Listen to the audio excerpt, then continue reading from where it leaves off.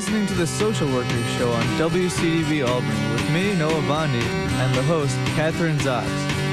Catherine Zox, your social worker with a microphone, and you are listening to the Social Workers on WCDB FM, University at Albany.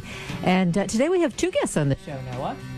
Wonderful. Yeah, great. We have two very different topics. One is about sex. I don't know if we have to go easy on the sex because it's a student station. You'll have to tell me how far we can go.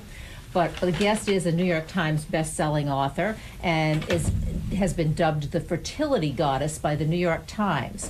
So she is one of the largest she runs one of the largest acupuncture centers in the country. She's an herbalist, an author, a speaker, and I suppose you want to know her name, Jill Blakeway. Yeah, she's our second guest. The name of her book is Rekindle Your Desire. Wouldn't you like to want sex again? I'm not sure. I probably should have had this on my other show, or my listeners are a little bit older. I'm not sure that at a university we need to have sex again, recharging your libido, but, well, who knows? Yeah, I don't know. I mean, there's probably how is your libido? I'm fine. It's fine. I'm fine. It's good. Okay. Well, but maybe there are some. Well, we have professors on campus. We have a lot of people. It's a huge university, right? I'm sure there are people out there having libido problems. Yeah, sure. Yeah, good. The other guest, which is actually the first guest, is author of Encyclopedia Paranoiaca.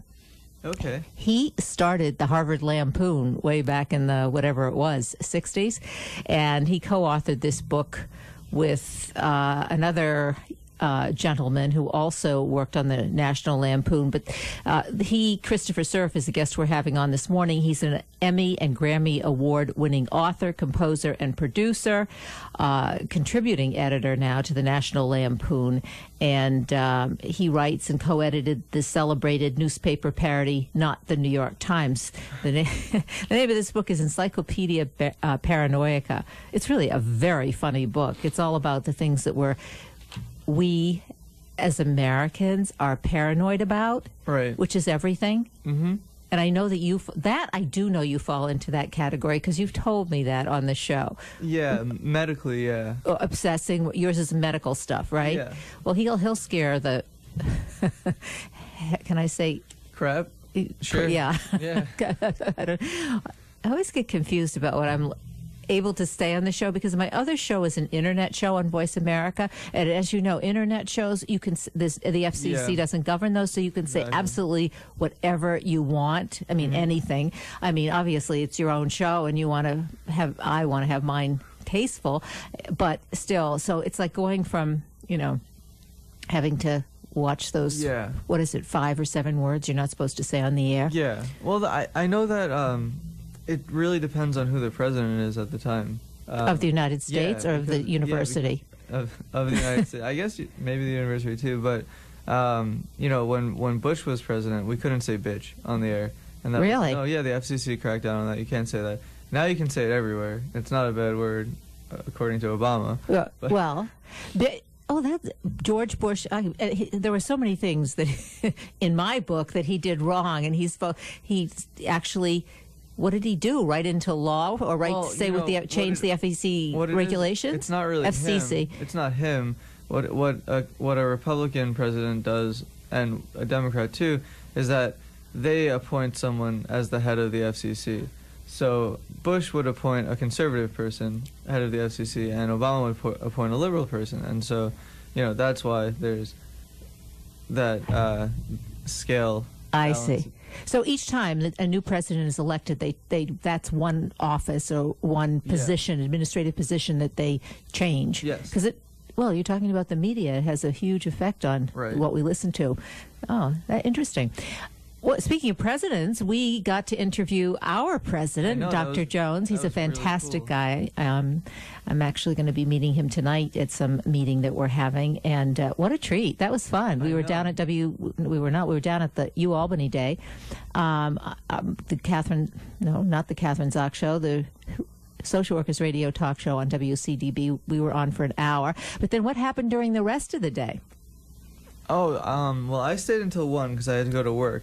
But it was mostly just kids from elementary through high school walking around asking questions, and it was really cool. I mean, it's difficult to explain to someone who's younger like how how we're on air. You know, we were on air the whole time. Like, they didn't really get like how this is happening, or you know. I'm surprised because, you know, these kids have been, you know, from the minute they come out of the womb, they've got video games in their hands, and they've got their smartphones. Yeah. Like, they have an idea that they get information that way. Yeah, they know how to do a lot of things. I don't think they understand how it happens. You know, how does the internet work is something that someone probably couldn't answer if you asked them. How are you online right now? You know, where is it? So, you know, it's difficult to explain. Well, our radio station's in Albany, and we set up a remote that, you know, it goes through the internet, and it's complicated, but they were really into it. They thought it was really cool, and I think a lot of them really liked it when we put them on the air, and they loved it. I got a chance to put some of them on. They're so cute. They're really and of course they've got the microphone at their hip, not quite in their mouth, but you're right. They're not sure. You know, I was very careful about, and I was talking to somebody afterwards, and they said, "Oh, you're just paranoid." But I only wanted them to say their first names, not their last names, because God, with all the stuff happening with kids and stuff. But they couldn't really make. You're right. They couldn't make that connection between somebody's listening to me on the radio in their car, or we were streaming. Yeah, both. So, or around the world. We have a remote transmitter.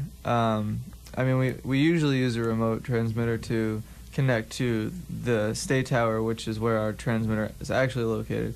But we were using a tie line, which is here. You'll take the internet source in this room and plug it in, and then wherever you are, you bring a remote with you and plug it into the internet source there, so that you can transmit from wherever you are, and you run it through the internet in this room. I see. Yeah. I don't even, you know, I'm like the kids. I don't understand it either. No, I get it. I get it. No, it was great. It was cool. They really enjoyed it, and they were all different. We had elementary school kids, middle school kids, high school kids. I had the rabbi on the show. She loved it. She's the executive director of the Hillel. Great. Yeah, she is. She's really fun. And you know her, too. I do know her. She said to me, Noah, how did you guys meet out? Did you meet outside of me? Or how did you make the connection? Well, it's actually a really funny story. My friends were taking a class last year on Jewish surveys and history, and they said, hey, you know, you're Jewish, and this class is like about history, and you like history, and the teacher's really cool, you should check it out. And I was actually taking a class at the time, so I was like, you know what, I'm gonna go check it out and see if it's cool. So I cut the other class, and I went to this one, and I was like, yeah, you're right, I should really take this class. And so I approached her, and I said, hi, like, I'm Noah, like, I'd really appreciate it if I could get a permission number. I want to be in this class. And she looked so familiar to me, and I kept thinking to myself, well, who is she? You know, You kept staring at her. Maybe she's my mom's friend. Maybe, I don't know. Maybe she looks like a friend of my mom's. I don't really know. And then one day I was in class, and I looked at the syllabus, and I was just like, oh, she's also a rabbi. I was like, I think I know where I know her from. My cousin Shira is also a rabbi, and I kind of approached her after the class, and I sort of knew where I knew her from, and I was like, yeah, I didn't realize you were a rabbi. And she's like, yeah, I am. And I was like, that's cool, my cousin's a rabbi. And she was like, oh, what kind? And I was like, I'm not sure, what kind are you? And she was like, a rabbi is a rabbi is a rabbi. A reconstructionist. And I was like, yeah, that's what my cousin is. She goes, what's your cousin's name? And I said, Shira Stutman. And she goes, Shira Stutman's one of my best friends. Oh, that is so, what a coincidence. And I was just like, yeah, I know. I remember you spoke at my uncle's funeral. So it was just like, it was really weird, but really cool. And, you know, now, you know, she's a friend of mine. And so. now, of course, you got into the class, I would assume. Yeah. I would hope so after that, right? Yeah, I got an A. That's good. And you got an A. Hey, you wrapped the whole thing up in one. There you go. That's great. And you have the right name, Noah. I know. What better name to have to try to get into that class? Right okay, now. We got our caller. He's calling in right now, and he's our first guest who, well, I guess it isn't. We thought he was our first guest. Did they hang up? Yeah, I guess they hung up. All right, they'll try again. Yeah, well, Anyway, we could go to a PSA if you'd like. Yeah, all right, we'll go to a PSA. We've got our PSAs. We're having trouble with our... Earlier, one of the guys was telling me the PSAs weren't going on, but now we can. I actually know a place to find them because our personal source is not great. So anyway, this is a bullying PSA.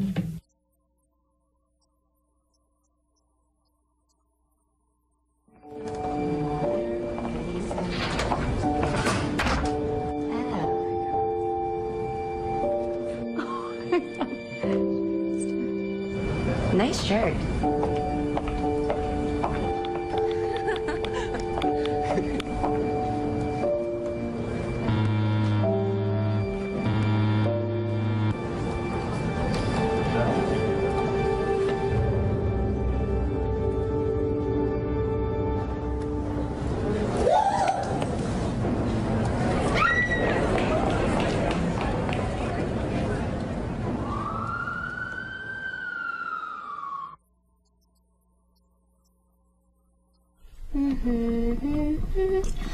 Oh, honey, how's work? Good. What would you like for dinner? Oh. Mom!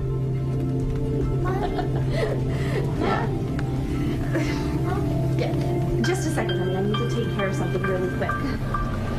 What? Can you fix this for me?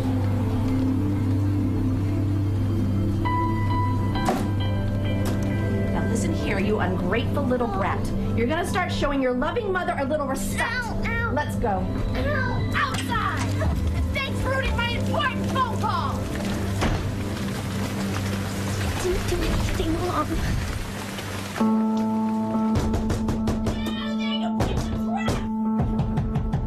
Get out of there, you stupid whore! Leave me alone! What are you doing? You getting all made up, you stupid whore? I can't take this anymore! Get out of there, Holly! Damn it, Holly, open the door! I know you're in it!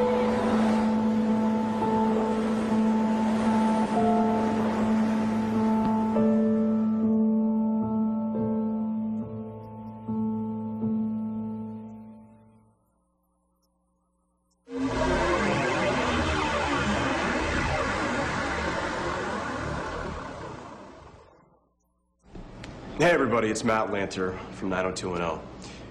Bullying is never right, okay? And it's not cool. Using the internet to bully someone is called cyberbullying. And sadly, this is becoming a huge problem in today's schools.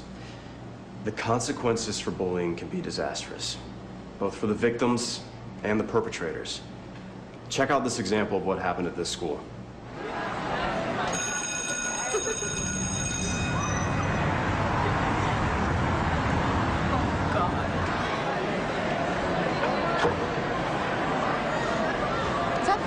Slut talking to your boyfriend?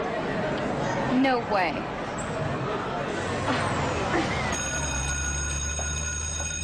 I hate that bitch. That pig Jenna is done. Hate her. Did you see her flying her fat ass around Matt? What a slut. No more Jenna after what we have planned for her. Can you get her email and cell phone number? Sure can, and I'll get the websites she visits. I'll get her lame friends' emails and cells. Wait till everyone sees this fat pig picture of Jen I just found on the internet. I love you too.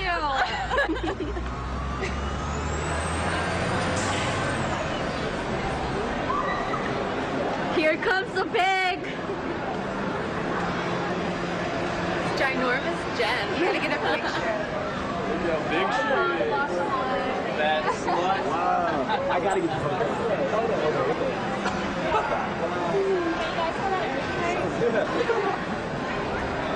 Whoa!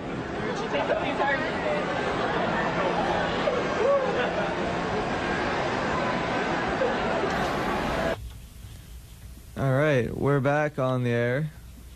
Hopefully this is working. See if this is working. Can you hear us? Can you hear me? I can. Okay, good. I'm not wearing headphones, so. All right. You can hear me, Chris? Yes, I hear you, not incredibly clearly, but I can hear you. Okay. Well, I'll talk as loud as I can. We'll try to up the amp, but Here we go. We got you on the cell phone. We're very tricky here at WCDB, University of Albany. And as I mentioned earlier, I have on the line with me my first guest, Christopher Cerf. And he's author of a very, very funny book, which I read the other day, Encyclopedia Paranoiaca.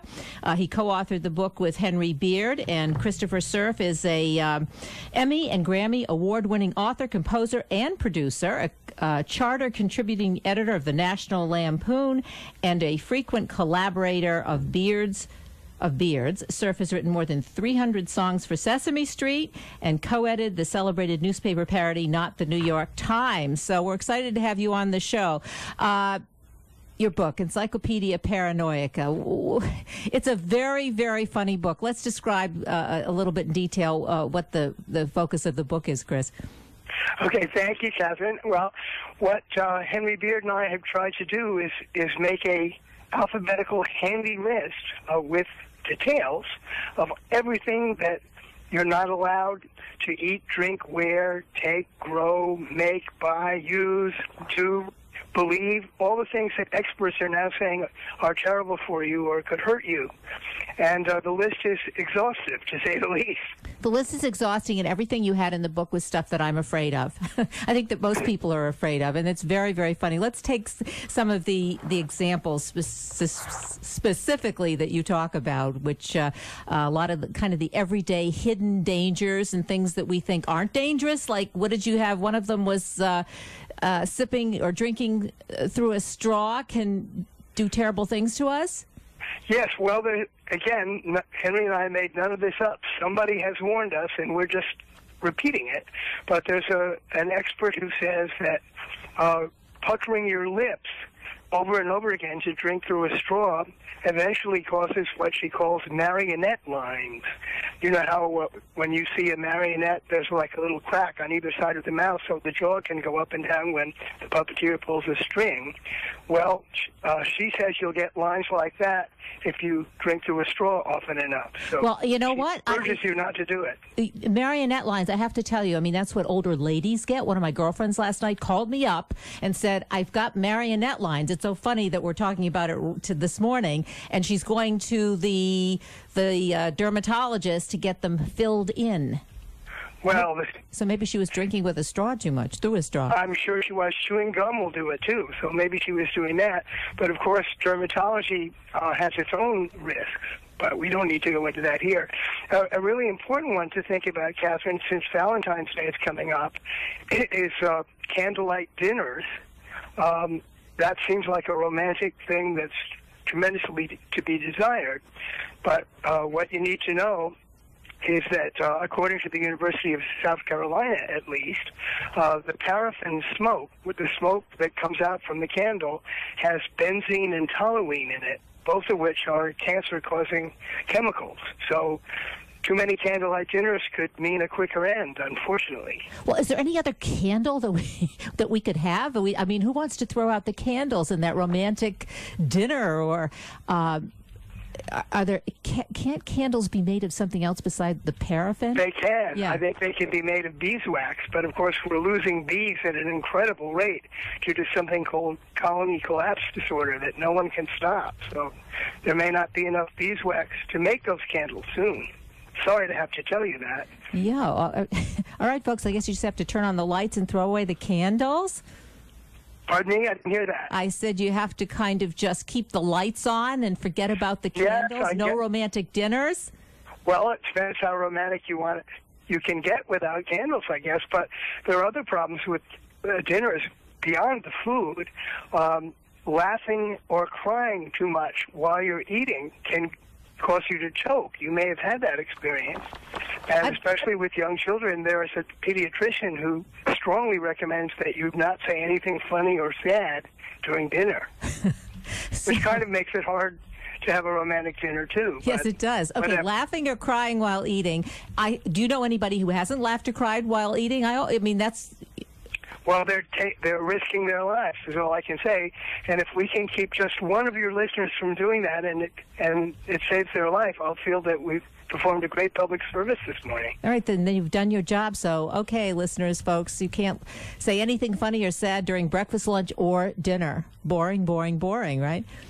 Well, I guess better to be bored than dead, but I'm not sure. That's a weird trade-off. But all right, you talk about menus. I never thought of menus in a restaurant as a health hazard, but apparently that's a health hazard as well. Yes, well, again, we're quoting experts here. In this case, it's Dr. Chuck Gerba from the University of Arizona and his associate Allison Jantz, who point out something that is pure common sense when you think about it. Have you ever been to a restaurant where they wash the menus between customers?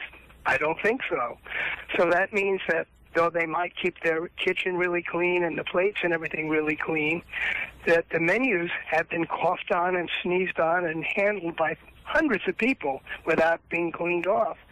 So that when you touch that, all the germs from that get on your hand. Of course, what they recommend you do is rush into the restroom after you order and wash your hands before you come back. But of course, those same people who sneezed on the menu also touch the doorknob of the restroom. So when you come back out, you get contaminated all over again. So again, there's really no solution. So, okay, I was going to ask you, what's your solution? I haven't figured out the solution. I didn't know about the menus. Now I have one thing to add to my repertoire here, but the handles on the doorknobs in the bathrooms in public places, I sometimes try to elbow my way out if I can. Well, that's been recommended as long as you wash your clothes when you get home. But you have to be careful to keep your laundry separated properly because undergarments can get bacteria from those onto the other clothes. So, there's always something to worry about. We're just trying to help you keep it straight. You are. I love it. Well, and I'm thinking about the menu situation. I mean, some menus are just paper menus or cardboard. But some do have plastic on them, maybe, and so that you can wipe off the plastic. Not that they do, but well, it depends what you wipe it off with. If you dispose of what you wipe it off with immediately, maybe there's hope. Maybe. So what do you do? Of course, if you keep disposing of stuff, you're creating more landfill, which is bad for the environment. So it's difficult. Christopher, I have to ask you, what do you, I mean, you have all this information, like all this stuff that, from menus to laughing or crying while you're sitting and eating and all this stuff, and we'll go and talk. There are many, many more. But how do you get out of bed in the morning, and not be terrified? Well, I do get terrified, I guess, but I guess you could take the point of view that maybe we don't need to take all these warnings quite as seriously as some of us do, because if you really take them all seriously, you can't do anything at all. Yeah, then I you think just that's stop. really then you what become motivates us. Yeah, you become I'm a social worker, and I've met many people who are agoraphobic, people who can't leave their homes, and related to some of this stuff, and they really are afraid of it, that they are going to die if they, touch a menu or... Well, that's right, of course, but in your home, you're really no safer. For example, there's a doctor who says that sitting down is dangerous, and another doctor who says that standing up is dangerous. So that happens right in your own home. And, of course, if you have food in your home, there's bacteria on it when it comes into your home. How do you clean it off? With a sponge? Well, that'll get dirtier and dirtier with time. People say you should microwave your sponge to sanitize it, but that could set it on fire, and then your whole house could burn down. So. I put my sponge in the dishwasher. Well, on the that's top okay. shelf, on the top shelf of the dishwasher, not on the bottom. That seems to work. Well, it probably does, but have you read the part of our book about dishwashers? Because apparently there's a newly evolved fungus that likes to live in the hot part of the dishwasher and the rubber band that goes around the door to seal it when it's closed. So that could possibly be harmful. So the doctor who wrote about that now washes all of her dishes by hand. Now I'm really getting depressed. I'm thinking about my dishwasher with the fungus wrapped around the rubber thing or the sealant. Maybe we just build up immunities to all this stuff, hopefully. So that well, of course. we? Seriously, that's what all these people overlook, is that we've had germs around for hundreds of years, and somehow we got here, right? Right. Well, one of the other things you said, and you're talking about, I thought was kind of like something that a lot of people do. Reading on the toilet is not good for you. Very dangerous. Tell us about that one. Well, of course, we hope that nobody would think about reading a very serious and important book like Encyclopedia Paranoiaca on the toilet. But were they to do so, according to Dr. Gutman, a great name for a specialist on things like bathrooms, but Dr. Gutman feels that you will get hemorrhoids if you sit on the toilet too long because it's an unnatural position. And if you read, you tend to do that. So he suggests that you put the lid of the toilet down and sit on that and then read. That kind of defeats the purpose of why you went in there in the first place. Right. Me, but who am I to say? Dr. Gutman is an expert and I'm not. Yeah, well, you've become an expert after writing this book. Here's my last question. I mean, what made you decide to write this book, and how did you do the research for this? Well, what really made us decide, I think, was the kind of thing I'm talking about, the contradictory advice you get. We read that carrots could cause blindness, according to an Australian eye organization. And, of course, we'd always been taught that carrots were good for your eyes. So at that point, we said, how do you keep it straight without a book? It's time to make some fun of this. The way we researched it, largely, of course, a lot of books and things like that, but anybody can do this. If you go to your computer and go to Google, type in anything, and then write the word hazard after it and press search, you will find 5 research studies saying you can't do what you typed in. And that's what we did. Well, it's a very funny book, hilarious, great, and it also out for Valentine's Day. Encyclopedia Paranoiaca, the indispensable guide to everyone and everything you should be afraid of or worried about. Henry Beard and Christopher Cerf. And Christopher, what website can we go to learn more about the book and what you guys are doing? Well, you can go to Facebook. We have a page, or Encyclopedia Paranoiaca.wordpress.com. We have a website, or you can go to Amazon or Barnes & Noble, and they'll tell you a lot about the book, too. Lots of fun. Thanks so much for being on the show this morning. Thank you. It was fun. Great to have you. We're going to take a short break. I'm Catherine Zox, your social worker with a microphone, and you are listening to the Social Workers Radio talk show on WCDB FM, University at Albany. We'll be back in a minute.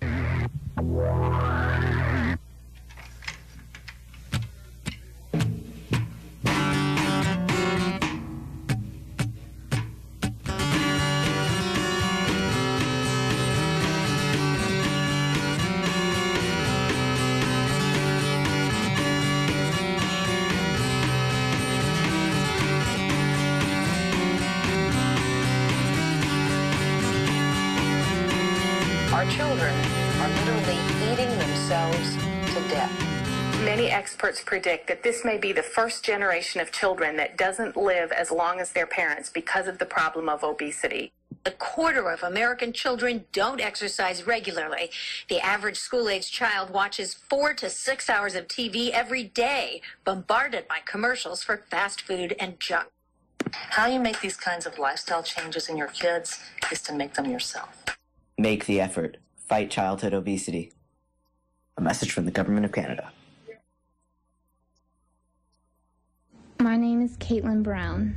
I'm 17 years old and am a senior in high school. Since I was 5, I attended St. Clair's all-girl private school. But when my dad's job moved us east, I started to attend a public school for the first time in my life. As soon as I started high school, the other students started making jokes about how I look and dress. As time went on, I finally made 2 friends, Angela and Nathan. However, all this came to an end quickly when Nathan cheated on Angela with me. It wasn't until after word got out that I realized he was Angela's boyfriend. After that, no matter how hard I tried to make things better, people just hated me more and more. And after 6 months of this nonstop torture and crying myself to sleep, I just couldn't take it anymore. My name is Caitlin Brown. I'm 17 years old, and I took my own life yesterday because of high school bullying. Hey guys, look, it's Little Red Riding Hood. Oh, her hair's on fire. Better call 911. It's a loser.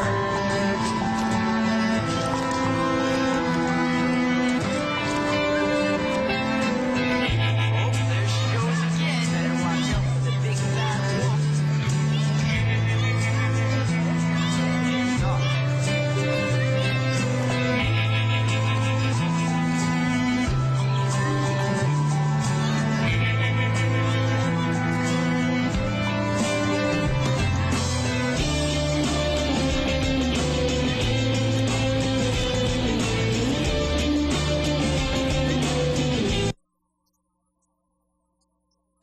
What's up, princess?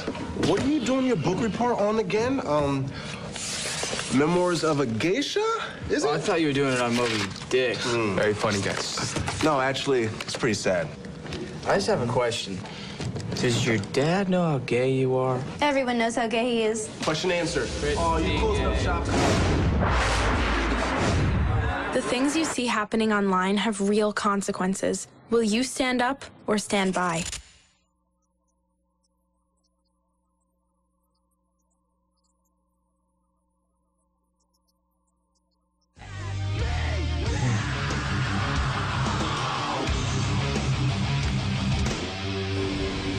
Whoa. What is this? What? Oh my gosh.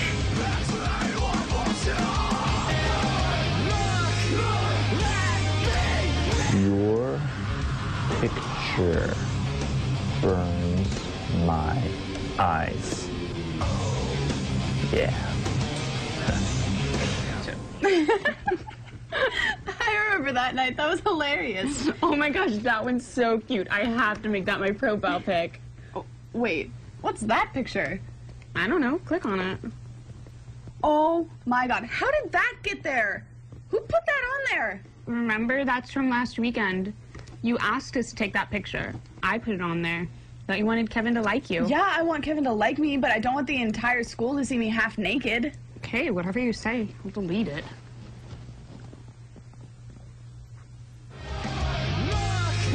I'm gonna take a picture of this.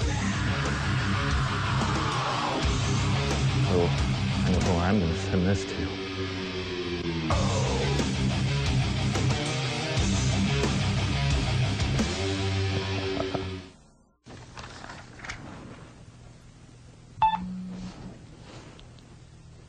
Put a shirt on, you ugly wannabe. What? Who is that from? It's from Jack. Brianna, I told you a million times not to read my text messages. We're back. I'm Catherine Fox, your social worker with a microphone, and you're listening to the Social Workers Radio talk show here in Albany, University of Albany, WCDB 90.9 FM. And joining us this morning is my second guest, author of Sex Again, Recharging Your Libido, Jill Blakeway. And Jill is dubbed a fertility goddess. I think I mentioned this before on the show, by the New York Times, and is the co-author of Making Babies and founder of New York City's YinOva Center. And welcome to the show. Nice to have you on this morning, Jill. Thank you so much. I'm very glad to be here. Great to have you. Well, I tell you, some of your statistics, you talk about Sex Again, and I was talking to my board op, who is a student here at the University of Albany. University campuses, I'm not so sure. Well, we have professors here, whether the kids need sex again, but certainly I know my cohorts are really interested in your book, Baby Boomers. And I just want to read a statistic that you had. Despite what you see on movies and TV, you say Americans are less intimate than people in any other country. Doesn't surprise me. More than 40 million Americans in relationships aren't intimate at all. That's horrific. So rather than being... Yeah, go ahead. Women say they don't like sex or they don't feel like having sex, too. They don't like sex and they don't feel like having sex. Both of those? Yes. Yes. 40 million Americans? That's right. That's the statistic. It's kind of sad, isn't it? Yes. So your book is all about helping us to get our groove back. It is. I think that's a sad statistic, and I think it's ironic that we live in the most sexualized society there's really ever been, and that we're bombarded with sexual imagery on the internet and on TV and in movies and things like that. But actually, in reality, in the privacy of our own bedrooms, we're having less sex than we ever were, and less sex than anyone else in the world. And there has to be a reason for that, I think. So what is the reason? Because that's my question, obviously. Why? Yeah. Why is Americans, or 40 million Americans, not having sex, and we're the worst unsexualized group of people in the world? What's the reason? Well, I think when at my center, the YinOva Center, I listen to women all day. You know, they come in and they want to have sex again, and they tell me three things. They tell me, look, I'm too tired. By the time I put the kids to bed and I'm finished with my day, I'm too tired to even think about it, which I think many of us can relate to, working mums and things. They also say I'm too stressed. You know, that it's hard for me to keep my head in the game. I start and then I'm thinking of tomorrow's to-do list or whether I've bought stuff for packed lunches and things like that, and I get distracted. I'm too stressed to settle down and focus on sex. And then the third thing that people tell me is I don't feel sexy. And I think this is where we're casualties of this very sexualized society. You know, that we are bombarded with these images, many of them photoshopped, and women feel like they don't measure up. Women talk to me about the jiggly bit under their arms or their cellulite, and it makes them just not feel good about themselves. And I think the combination of stress, fatigue, and just not feeling sexy is a bit of a passion killer. Well, when you're describing the things that are bothering us, I mean, they kind of seem overwhelming. We'll start with the last one. I mean, maybe women don't feel good about their bodies because, well, we're Americans are the fattest society in the world too. 1/3 of us are obese, half of us are overweight. I mean, maybe that could be a reason for not feeling good about ourselves. Stressed out. I mean, people have two families, mothers, fathers, 2 jobs, taking care of the kids, all of those kinds of things. What do you do with that? I mean, how do you handle that? How are you going to get people back in the bedroom when confronted with those issues? Yeah, I think these are all really very real issues. And when people come and see me, the first thing is that I don't think we should be judging our bodies so much, and we are none of us perfect. So I don't think because we're overweight we should be feeling less sexual. Sex is between you and your partner, and it is a deep, spiritual and emotional and energetic connection that transcends the physical in many ways. And as we get older, we don't look like our 25-year-old selves, but we've formed deep bonds often with the person we're with, and those bonds are important and can be sexy. I have patients who are doing my 6-week program for the book who are in their 70s, and they don't look like they did when they were in their 20s, but they're having a very deep connection by doing this 6-week program.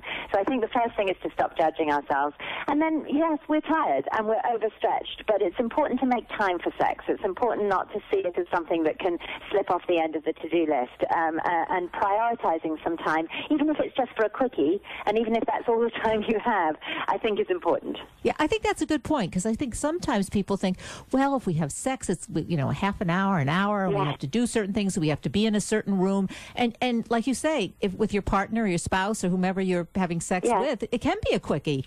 It can be, but there's nothing wrong with a quickie. I mean, obviously, if a quickie is all you ever do, then you need to make time for some for a longer version. But a quickie, some of my patients tell me, Jill, I had a quickie with my husband. It wasn't earth-shattering, but it was nice, and I felt more connected to him all day. I thought of him fondly all day, and that was a good feeling. And that's a good thing. Yeah, that's great advice. Kind of just... it's not exactly thinking out of the box. It's just doing something a little bit differently. Okay, so what else? Because you have a 6-week program. So what's included in that program to help us get our intimacy back and sex again, recharging our libidos? Well, there is a 6-week program in the book, and you can actually do it online and get a daily email from me for 6 weeks for free at sexagainprogram.com. So it's worth going to that website and signing up, and you will get a daily email that will take you through the 6-week program. But I start with you yourself, not with you and your partner, but with you, because your sexual energy and cultivating sexual energy starts with you. So we have all sorts of different suggestions of breathing exercises and meditations and exercises to get you in touch with your sensuality and your sexuality. There are guide sections in every chapter that are written by my husband, Noah Rubenstein, who's also an acupuncturist and who works with me at the YinOva Center in New York City. So he has a guide section in every chapter. And then there are suggestions for spicing things up a bit. There are suggestions about foreplay. There are suggestions about massage. There's some traditional Taoist positions, 10 of them, for you to, mix things up, because people get into a rut, and I think that, I wanted to give people some ideas to sort of think outside the box a little bit. So what are we talking about in terms of demographics? Because, we're talking about the 40 million Americans who don't have sex, and when the people that you're dealing with or your clients, are they 18 to 80, or in different groups, do they have different needs, or they reflect different reasons for why they're not having sex or they're not being intimate? Yes, it's very broad-ranging and much more than most people would think. I think people think that people's sex drive dwindles as they get older, but a lot of people coming and asking me for advice are in their late 20s, early 30s, particularly sort of young couples with kids and things like that. The reasons are different, and in the book we tackle the different reasons, and we have different suggestions for different people. Younger couples have the issue of stresses and time. The older couples have hormonal imbalances sometimes. We make suggestions in the book for things you could do to boost your libido using herbs and food and that kind of thing. Intimacy from a social worker's perspective has to do with trust. And it would seem to me as couples get older, and if their relationship is blossoming or they begin to trust each other more, that the sex can get better too. Maybe not as passionate, maybe not the same as it is when you're in your 20s or 30s in terms of, that very... I use the word passion, but the sex itself becomes more intimate as one gets older, as you begin to trust your partner more. I think that's absolutely true. And people in long-term relationships, good relationships as they get older, report having better and better sex. And I'm almost 50 now, and when I look back at my 25-year-old self and then I think of myself now, I'm braver, I'm more open-hearted. As I've got older, I'm more able to love. I bring more to the table. So I don't have my 25-year-old body anymore, and I don't look like I did. But I'm more able to meet my husband at 50 than I would have been in my 20s, and I think that's something that, as someone who cheerleads people, I tell my patients in their 40s and 50s and beyond. I have a patient at the moment who's 78 who's doing this program with her husband. That's fantastic. And I think the other thing, Joe, you mentioned your body. It's not the 25-year-old, 50-year-old body is not the new 25 or 30 or 40. That they talk about, but whatever body, but the body you have at 50, and I think you've alluded to this, is a body that you know and understand, and that makes a huge difference. You do, and if you've been with someone a long time, they also know it and understand it, which is a very beautiful thing. What about the differences between men and women? What do they bring to the table? I mean, you've mentioned like kind of overall stress, working too hard, those kinds of things, body image. But do men and women bring different things to your clinic, to you, as like presenting problems in terms of having difficulty with intimacy? Yes and no. In some ways, we're all surprisingly similar. And the same things, men aren't feeling like they measure up. They're worried about their love handles. It's remarkably similar. My husband, Noah, treats most of the men in our practice for sexual issues. And he, when he tells me what people are asking him, it's very similar to what women are asking. Men have some issues with hormones as they get older that are a little different, that are related to lower testosterone and things like that. And we prescribe herbs for them at the YinOva Center, and sometimes send them to their doctor too. But women also, so there are obviously physical changes, postmenopausal, for instance, for women. Now, I know that brings up a lot of difficulties or when it comes to sex and intimacy with their partners. So let's talk a little bit about postmenopausal women, because that's a huge population now with the aging population, obviously with the baby boomers and stuff. I don't know how many women are turning 50 every day, but it's in the, millions? Yes. Yes, and it is a big issue. It doesn't have to be, menopause doesn't have to be as awful as you think it's going to be. And at the YinOva Center, we treat lots of women through their menopause. We use Chinese herbs and nutritional supplements and acupuncture to offset the side effects. And it's interesting, actually, that in cultures where older people are revered, people have less difficult menopauses, which means that some of the effects of menopause must be psychological. So in China, where older women are considered wise and a very important member of the family, menopause actually isn't quite such a big deal. It's a transition that can be managed. Here in the United States, where we're a very youth-orientated culture and we feel bad about ourselves as we get older, menopause can be really quite traumatic. So encouraging people to see it as just a healthy transition that doesn't have to be the end of the world, and then treating symptoms as they crop up of dryness and hot flashes and night night sweats and things like that. We managed to navigate our patients through menopause pretty effectively, I think. And you're able to do this in this 6-week program? That's amazing. Because, I mean, 6 weeks isn't that long, and I would imagine you have to have follow-up with that kind of treatment. Yeah. No, I think for menopause you do need a bit of help, and I would encourage people to find a local acupuncturist, and maybe get help from their gynecologist too, and to, tap into the resources that are available both Western and Eastern to help people manage their menopause. The 6-week program is a way of getting your sex drive back and reconnecting to your sexual energy, but there may well be some hormonal issues that you could really do with some professional advice about. Yeah, that's good advice, because I think combining, you mentioned 3 things to combine: your gynecologist, acupuncturist, your program, and sometimes we kind of get into this all or nothing thing. You just go to the gynecologist or you just go to the acupuncturist, and really you can take, you can benefit from all of those resources, which I think is a great idea. Yeah. What about, how does the acupuncture work in terms of sex again and recharging your libido? Well, acupuncture is so interesting. As you know, it's been used for thousands of years throughout Asia, and it's the placing of very thin, sterile needles at specific points in the body, and it's really quite mystical that it works so amazingly. It works to boost libido in several ways. It's a great tension reliever and stress reliever, and so it's great for all those, when you get stressed, you feel like a little pressure cooker, and you can't feel your body, let alone experience sexual pleasure. So acupuncture is a great way of relieving that muscular tension so you can feel your own sexual energy. And it can also be used, and this has been shown in clinical research now, it can also be used to balance hormones, and particularly offset the way stress hormones affect reproductive hormones. So it can be a great treatment for stressed out, hormonally imbalanced people who are not feeling like having sex.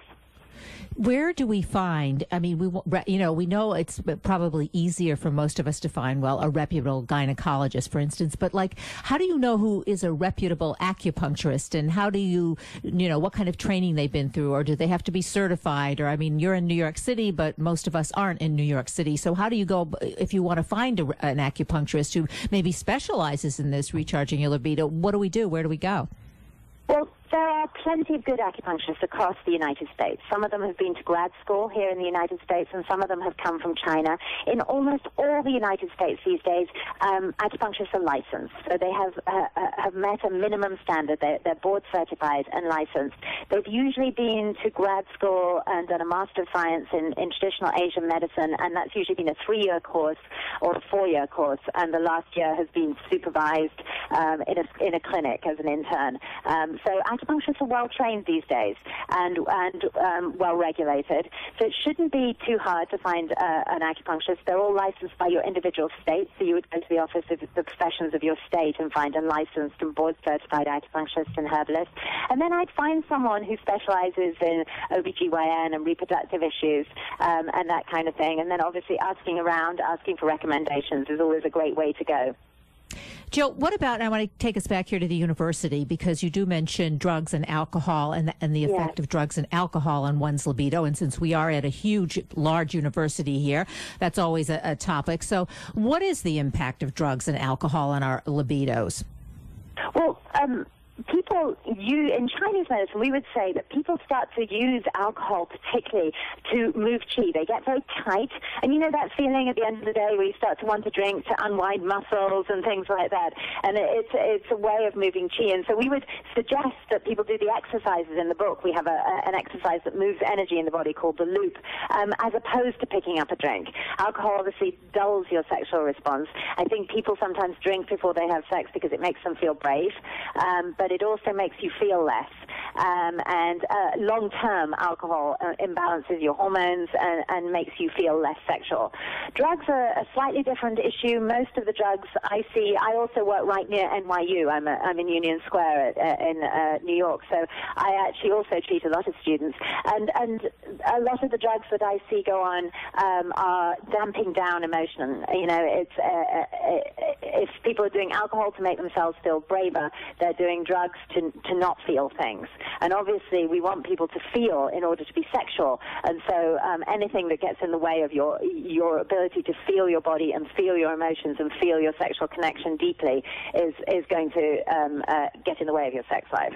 Right. So there are definitely, you can let go of the drugs and the alcohol, and you have, I don't want to call it substitutes, but there are other ways to relax, to calm down, to be able to. Yes. Yeah. And sex itself, good, functional, healthy sex can be a wonderful way to relieve stress and calm down. But you need to be alert. Yes, but you do. You can't just drug yourself ahead of time. You do. You need to be alert and present and in your body. Well, have we missed anything? I mean, obviously, you have to read the book, and there's a lot in there that we don't have time to talk about on the show. But before we say goodbye, is there anything that stands out that perhaps we haven't discussed? Well, just in the run-up to Valentine's Day, I would say that lots of people think it doesn't matter if they let their sex life dwindle, but I think it does. I think it's a very important physical, spiritual, and emotional connection with another human being. And it's worth putting some effort into. Fantastic. It's been great having you on the show this morning. And you have provided us, as you say on the book cover, with ancient wisdom for modern couples. Sex Again, Recharging Your Libido. Jill Blakeway, thank you. Thank you so much. Yeah, great having you. We are going to take a short break now, and we'll be back in a minute. I'm Catherine Zox, your social worker with the microphone. You're listening to the Social Workers Radio Talk Show on WCED FM, University at Albany.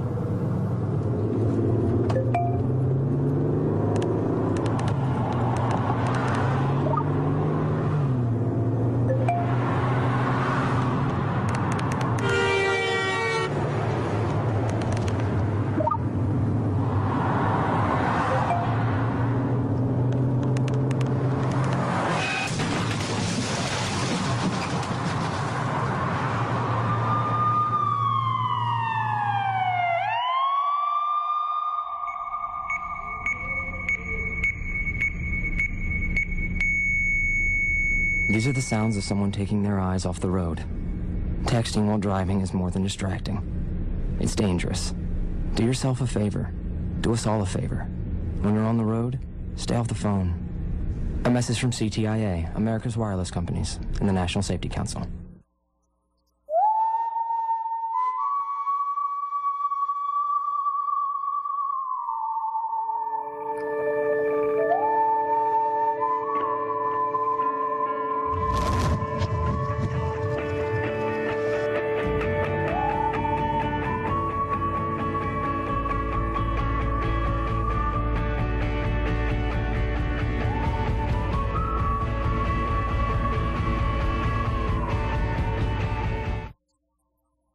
Social Workers Radio Talk Show on WCDB, University at Albany, 90.9 FM. And I'm Catherine Zox with Noah Bundy on the board. Noah Bundy on the board. I'm back to Noah Bundy on the board. Why?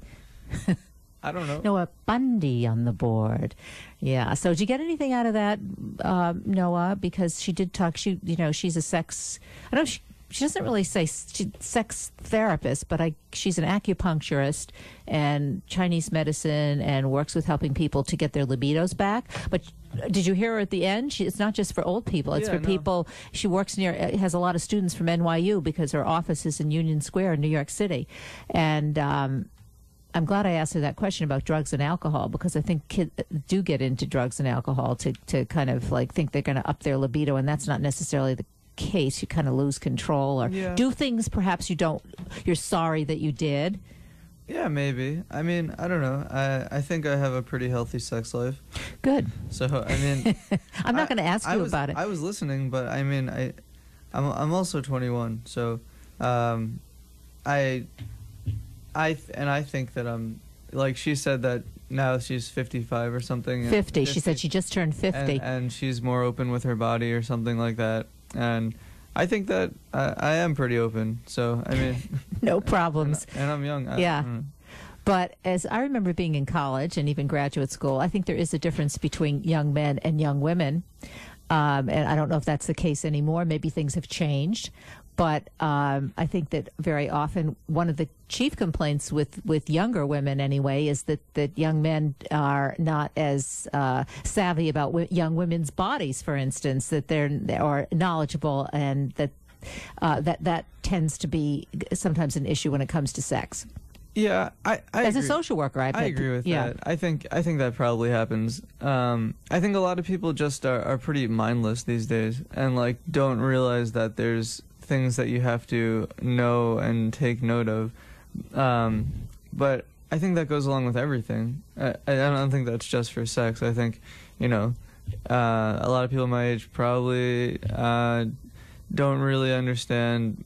You know, people don't read books anymore. You know. Well, but you have a lot of information on the internet. Yeah, a lot more information on the internet. I don't think people use it for the right thing. Really? Yeah. I mean, Facebook is really popular, and you know, YouTube and watching dumb videos, and I mean, that's a lot of people spend their time doing that. I mean, you could take 3 seconds and research anything, but not a lot of people do it. Yeah, they don't have the interest, or they don't think they should, or they're not motivated. One of the things that she said in the book that I didn't ask her about, but, you know, that people, 40 million Americans aren't having sex. That's not a good thing, and it's from 18 to 80.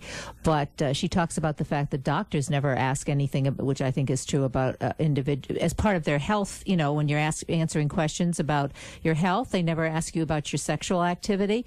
But the reason they don't is because most of them, or many of them, and this is a generalization, they are not comfortable with their own sexuality. I know that I, as a social worker, would always get referrals when I was doing clinical work from physicians if somebody was having, or a couple was having sexual problems, but the doctor never really wanted to handle it or talk about it. Yeah. And I'm putting it in quotations. I think that a lot of people don't think talking about sex is appropriate or healthy, and I mean, I disagree with that.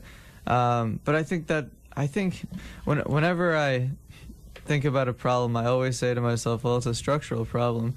It doesn't really have to do with, like, the person in general. I mean, our society tries to make us say, like, hey, like, you can't talk about that. That's a bad thing to talk about. Don't say the word penis. Like, you know. So I think that that's just how a lot of people were raised, and it's pretty terrible, because it just sets us up for a culture of people who are, you know, just unhappy. Well, we also are a culture where we get focused, I think, on the wrong thing. Oh, yeah. I mean, the big business, pornography, I think, isn't that the biggest business in the United States, I think? Definitely in California. Yeah. And one of the things, I can't remember if she mentions it in this book, or I had somebody else on my other show who was talking about sexual intimacy, that's one of the most debilitating things for people who want to have a healthy sex life, because if they're engaged in pornography on the internet, and it's really kind of a one-sided thing, they